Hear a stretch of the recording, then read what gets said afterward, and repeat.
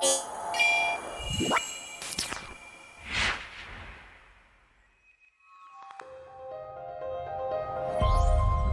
makers, welcome back to Electricity Embedded Sphere, your go-to stop for IoT and embedded systems projects. In today's tutorial, we'll be diving into one of the coolest features of the ESP32, the ESP-NOW. This is a wireless protocol that lets your ESP32 devices communicate directly with each other without needing Wi-Fi, Bluetooth, or internet connection. This is perfect for IoT projects, remote sensors, and real-time data transmission. By the end of this video, you will have two ESP32s talking to each other. Let's get started. So what exactly is ESP-NOW? Think of it like a direct messaging service for your microcontrollers. Here's why it's awesome. First, it's incredibly fast. You're talking sub-millisecond latency for communication over short distance.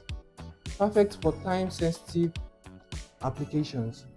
Second, it's power efficient, way better than Wi-Fi or Bluetooth if you are running on battery power. Third, it has fantastic range. You can communicate up to 220 meters in open space. That's incredible for a microcontroller. And finally, it's super easy to set up. No complex network configuration, no routers, just two devices talking directly to each other. ESP-NOW works on the 2.4 GHz band, the same frequency as Wi-Fi, so your ESP32 can even multitask, running Wi-Fi and ESP-NOW simultaneously. Here's what you need for this project: two ESP32 development boards, USB cables for programming, Arduino IDE installed on your computer, and that's it. Super simple. You can get your ESP32 development board at electricity.com.ng.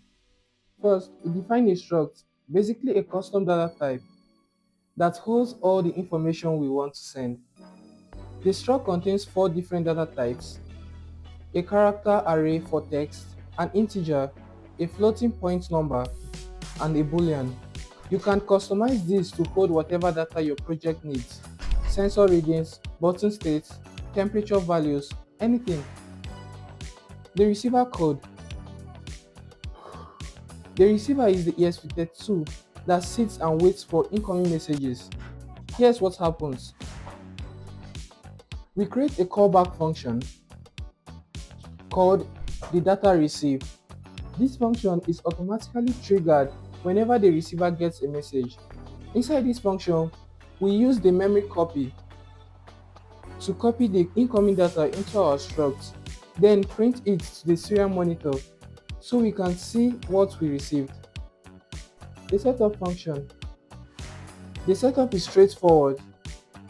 This initializes serial communication, put Wi-Fi in station mode, and also initialize the ESP-NOW with ESP-NOW init, and register the callback function. The loop, it's empty. The receiver just waits around listening for messages. For the transmitter code, the transmitter is where the action happens. Here's the new callback we'll be using. Just like the receiver's code, we have the struct, then the new callback. This callback tells us whether our messages was successfully delivered. Did it get through or did it fail? Before sending anything, we need to pair with the receiver. We do this by adding the receiver as a pair. This tells the transmitter, hey, there's a device at this MAC address and I want to send data to it. The MAC address is crucial. It's a unique identifier of our ESP32. Then in the loop, we populate our struct with data and send it. Every 2 seconds, a new message goes out, getting the MAC address. Here is something really important. You need the MAC address of your receiver ESP32. It's like the home address of your device. I've included a simple sketch that just prints out the MAC address. Upload this in your receiver ESP32 first. Open the serial monitor at 115200 baud rate, and boom, there's your MAC address. Crucial step, copy this MAC address and paste it into the transmitter code at the top. This is what tells the transmitter where to send the data. Get this wrong and nothing will work. Now let's upload the code. Here's the order. Step 1. Upload the receiver code to your first ESP32, then unplug it. Step 2. Plug in your second ESP32. Upload the transmitter code. Now here's the trick. Plug your receiver back in while the transmitter is powered. They need to be running at the same time to communicate. Open the serial monitor on your receiver and watch the magic happen. At that, every 2 seconds, the receiver is getting the message, "Welcome to Op360, a random integer between 1 and 10, a float value 5.6, and a boolean true value." And on the transmitter side, we see delivery success each time. The data is going through perfectly.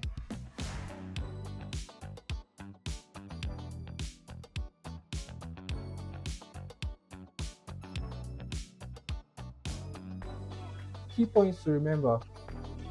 1. Always get the receiver's MAC address first. This is the most common mistake I see. 2. The memory copy function is your friend.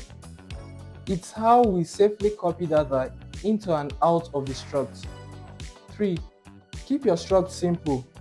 Send only what you need. More data means slower transmission and higher chances of error. 4. Both devices need to be powered on for communication to work. 5. You can use random MAC address to broadcast to multiple devices, but that's an advanced topic for another video. 6. The range is impressive, 220 meters in open space, but walls and obstacles will reduce that significantly. You actually use this. Sensor networks. Imagine 10 soil moisture sensors scattered around your garden, all sending data to central ESP32 hub. No Wi-Fi needed. For home automation, wireless light switches that talk directly to your smart lights. In robotics, a controller ESP32 commanding multiple robots or motors in real time. Weather stations, multiple outdoor sensors sending data into an indoor display. And for IoT devices without internet, sometimes you just want local communication without devices, and ESP-NOW is perfect for that. The possibilities are endless. If it's not working, here's what to check. The code won't compile. Make sure you have the latest ESP32 board definition installed. Go to Tools, Board Manager, and search for ESP32. The receiver isn't getting messages. Double check that MAC address. Seriously, this is almost always the issue. Print it out from the receiver. Paste it exactly into the transmitter code. Messages show delivery fail. The device might be too far apart, or there's electrical interference. Move them closer and try again.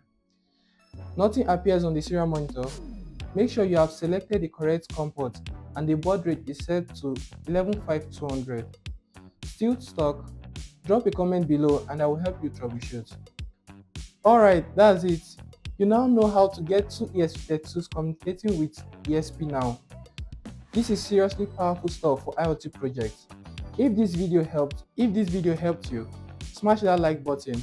Drop a comment telling me what you are going to build with ESP-NOW. This is Op360 Embedded Sphere, helping you bring your ideas to life.